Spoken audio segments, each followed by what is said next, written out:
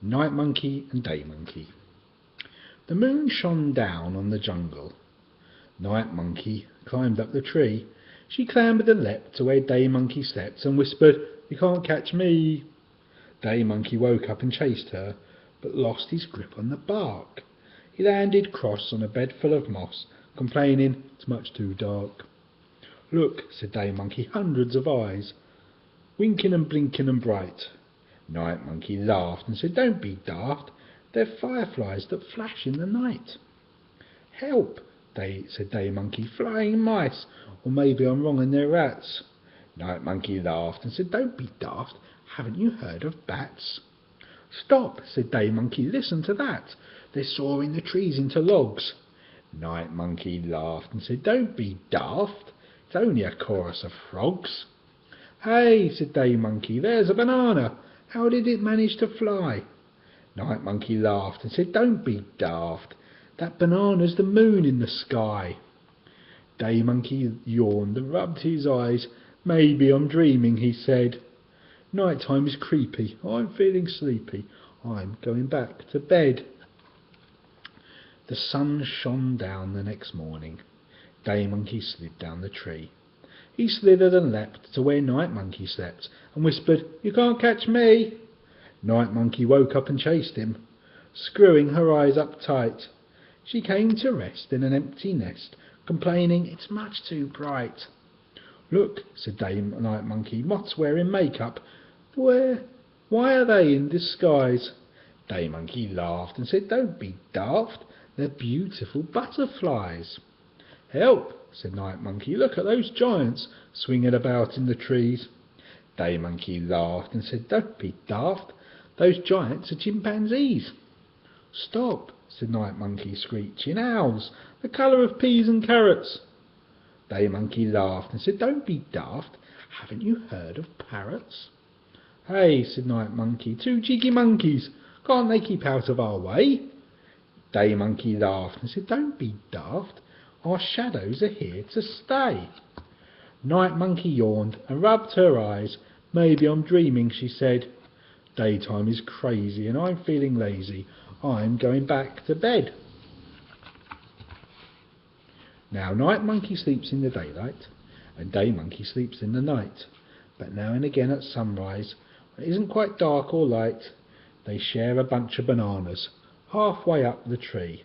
Day Monkey calls it breakfast and Night Monkey calls it tea. Elmer and the Lost Teddy. Elmer could hear crying. It was Baby Elephant.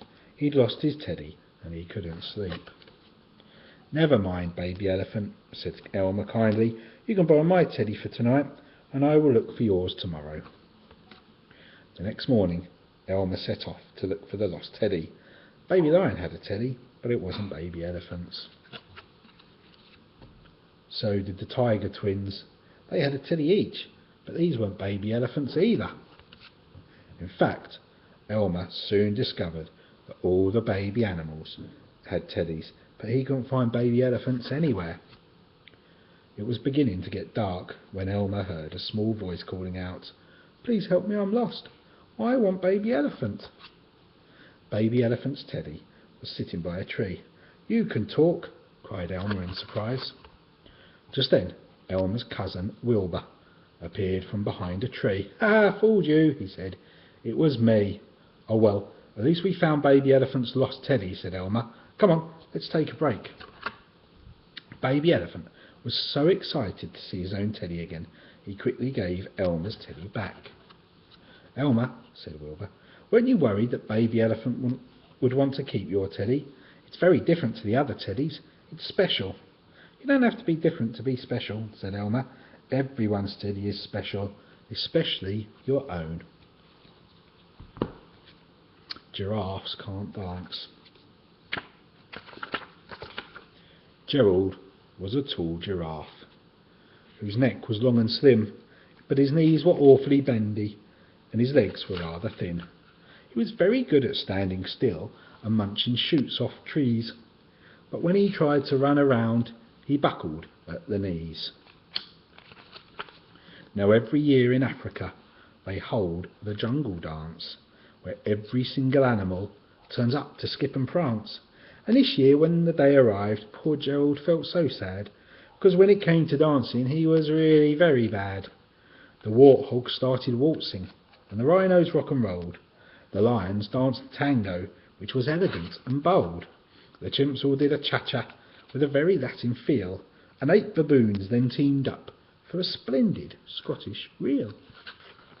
Gerald swallowed bravely as he walked towards the floor, but the lions saw him coming, and they soon began to roar. "Hey, look at clumsy Gerald," the animals all laughed. "Giraffes can't dance, you silly fool. Oh, Gerald, don't be daft." Gerald simply froze up. He was rooted to the spot. "They're right," he thought. "I'm useless. I feel like such a clot." So he crept off from the dance floor, and he started walking home. He'd never felt so sad before, so sad and all alone. Then he found a little clearing, and he looked up at the sky. "The moon can be so beautiful," he whispered with a sigh. "Excuse me," coughed the cricket, who'd seen Gerald earlier on, "but sometimes when you're different, you just need a different song. Listen to the swaying grass and listen to the trees. To me the sweetest music is those branches in the breeze. So imagine that lovely moon is playing just for you.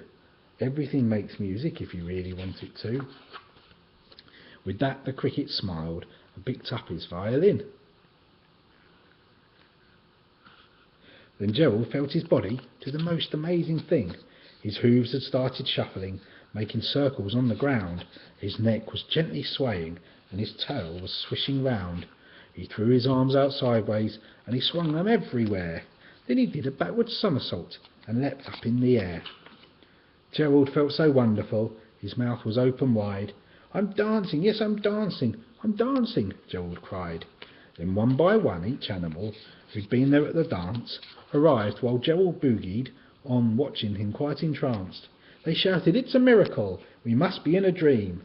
Gerald's the best dancer we have ever seen!" "How is it you dance like that? Please, Gerald, tell us how." But Gerald simply twizzled round and finished with a bow. Then he raised his head and looked up at the moon and stars above. "We all can dance," he said, "when we find music that we love." Maisie goes to the library.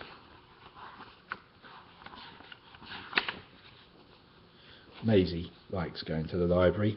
How lovely to look at a book in a nice, quiet place. It was the sort of day when Maisie wanted a book about fish. She found a flappy book about birds, but no fish.